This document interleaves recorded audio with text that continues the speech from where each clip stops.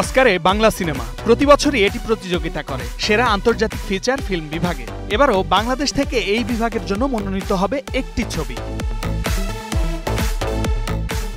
অস্কারের এবারের আসর ৯৮তম।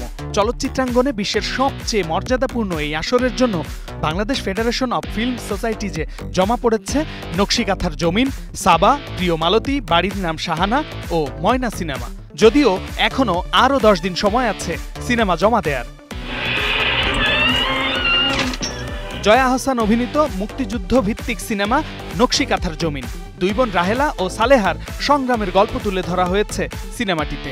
ইরেশ জাকের, রৌনক হাসান ও সেয়তি অভিনীত সিনেমাটি আছে বাংলাদেশ থেকে অস্কার মনোনয়নে।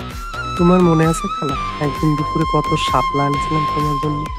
মনোনয়নের তালিকায় আছে মেহজাবিন চৌধুরী অভিনীত ২ সিনেমা, একটি সাবা ও অন্যটি প্রিয় মালতী। মা মেয়ের সম্পর্ক আর টানাপোড়েনের গল্পের সিনেমা সাবা। এতে আরও অভিনয় করেছেন রোকেয়া প্রাচী, মোস্তফা মনোয়ার প্রমুখ।